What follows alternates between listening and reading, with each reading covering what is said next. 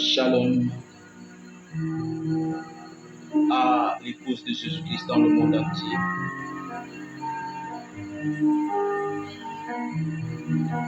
C'est au nom du Seigneur Jésus-Christ que je viens encore, n'est-ce pas, faire le compte rendu du culte de cet après-midi. Pour ceux qui devaient être avec nous et qui n'ont pas pu effectuer leur déplacement, nous avons parlé ce soir, n'est-ce pas, d'un sujet, le dragon, selon Job 41, 11 à 14. Lisons ensemble la parole de Dieu au nom du Seigneur Jésus-Christ. Une fumée sort de ses narines, comme d'un vase qui bout, d'une chaudière ardente. Son souffle allume les charbons, sa gueule lance la flamme. La fosse à son cou pour demeure, et l'effroi bondit au-devant de lui. Ses pattes charnues tiennent ensemble, fondues sur lui, inébranlable. Ici, nous parlons du dragon. Le dragon est une créature légendaire, généralement apparaissant sous l'aspect effrayant d'un gigantesque reptile aux pattes armé de griffes, aux ailes déployées et pourvues d'une queue de serpent de couleur rouge du feu, couleur symbolisant la guerre et la violence. Il peut cracher du feu. Le dragon est associé généralement à Satan, le diable. Le dragon représente non seulement Satan, mais aussi les puissances opposées à Dieu. Il est associé aux forces du mal. Il est décrit comme un grand dragon rouge avec 7 têtes et 10 cornes. Dans notre tradition en tant que chrétien, le dragon incarne la rébellion contre Dieu. Il symbolise la persécution des croyants. Il est associé aux faux prophètes et au système politique qui s'oppose à la vérité divine.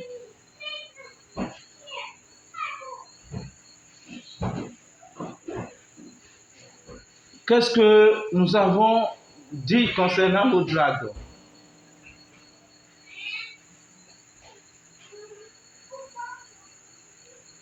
Ici, il était question de faire ressortir, n'est-ce pas, quelque chose par rapport, n'est-ce pas, au temps dans lequel nous vivons et connaître un peu ce qui nous entoure.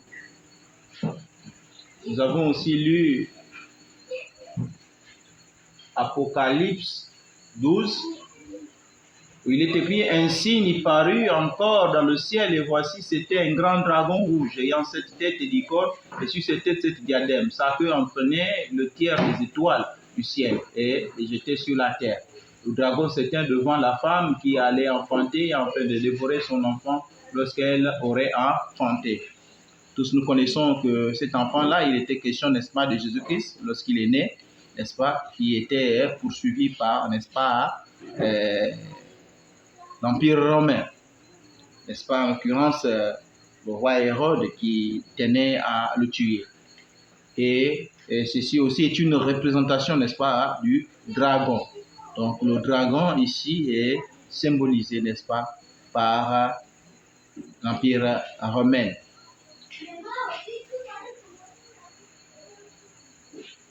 Alors, aujourd'hui, nous avons parlé du dragon.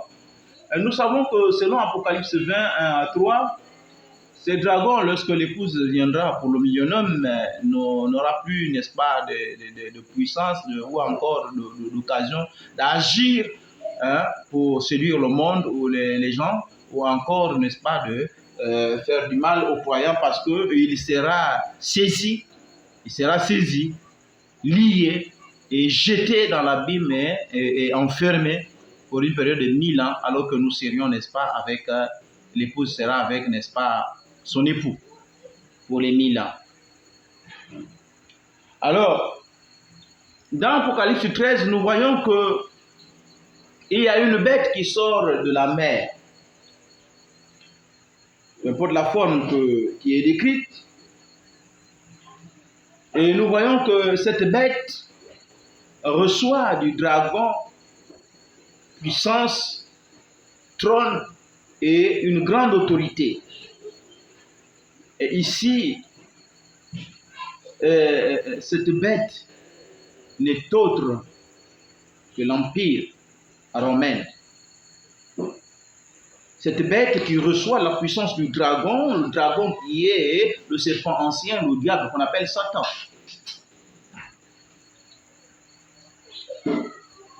Donc ici, la Bible nous révèle cela.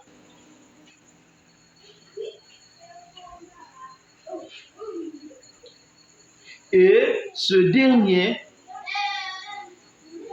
n'a qu'un but, c'est de combattre l'agneau et ceux qui sont de l'agneau. Mais la Bible dit qu'il sera vaincu. De même qu'il a été vaincu par Michael, le ciel où il a été précipité, à la fin aussi, il sera vaincu parce qu'il n'aura pas, n'est-ce pas, l'emprise sur tous ceux dont le nom est écrit dans le livre de vie de l'agneau.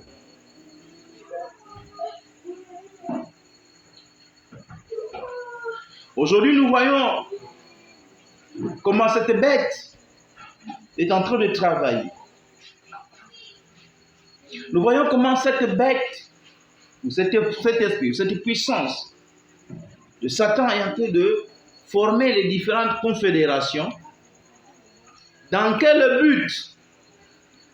Pour préparer son boycott. Le boycott que nous connaissons tous, que celui qui n'aura pas la marque de la bête ne pourra ni vendre ni acheter. Donc, bien aimé, il est important pour nous maintenant, car la prophétie s'accomplit sous nos yeux. Les choses sont en train de se mettre en place pour que, n'est-ce pas, l'image soit érigée et que tous ceux qui ne voudront pas rentrer dans ces confédérations verront leur assemblée, n'est-ce pas, être fermée. Il y a une chose que nous devons comprendre dans cela.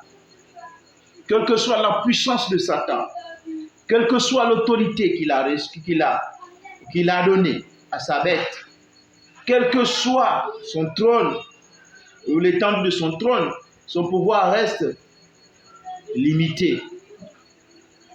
Si nous croyons en Jésus-Christ, nous ne devons pas avoir peur de ces choses. Mais ce que nous devons craindre par-dessus tout, c'est de vivre le contraire de ce que Dieu nous demande. C'est de désobéir à la parole de Dieu. Parce que si nous désobéissons à Dieu, nous serons délaissés, abandonnés, et là, le diable, le dragon, ou encore la bête qui agit sous sa puissance aura d'emprise sur nous.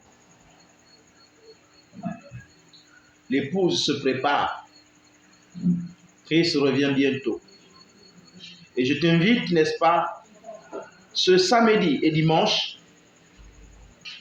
à venir comprendre la suite de ces enseignements. Aujourd'hui, nous allons parler du dragon. Demain, nous parlerons de la bête qui reçoit la puissance de ce dragon-là. Et dimanche, nous finirons, n'est-ce pas, avec cette autre bête, n'est-ce pas, qui est semblable à l'agneau par ses cornes. Il est important de comprendre ces choses-là pour savoir comment naviguer dans ce monde méchant, dans ce monde rempli de malice, de tromperie, de méchanceté. Ce monde sera jugé avec tout ce qu'il contient, avec tout ce qu'il a sous son contrôle.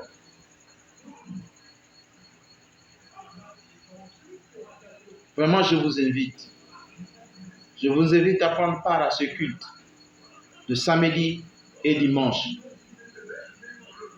Nous n'avons pas assez de place et nous vous invitons par la grâce de Dieu de venir nombreux. Nous sommes situés à Paula, L'entrée principale est devant Christophe. Si vous êtes chez Christophe, si vous connaissez Christophe, le soudeur, sur la route Banyara, et vous êtes à cet endroit-là, appelez-nous au 02 18 12 67. Nous viendrons vous chercher. Ou si vous arrivez par la station de la Carrière, jusqu'à la pompe de Mbati, faites-nous signe. Et nous enverrons quelqu'un venir vous chercher. Vraiment, il est temps que les fidèles de Christ, tous ceux qui ont fait alliance avec Dieu par le sang de Jésus-Christ se réveillent. Nous sommes dans nos assemblées assis, peinards. Nous nous plaisons du prestige que nous avons, mais beaucoup ne savent pas dans quoi ils sont. Il est temps d'ouvrir les yeux. Car la Bible dit, mon peuple sortait du milieu d'eux. Il est temps de sortir de non-dénomination pour la parole. Je ne nous appelle pas une autre dénomination ou à un bâtiment quelconque. Sortons des dénominations, sortons, n'est-ce pas, de ce que nous appelons Église pour la parole de Dieu. Il est temps de prendre position de la parole. Que Dieu vous bénisse.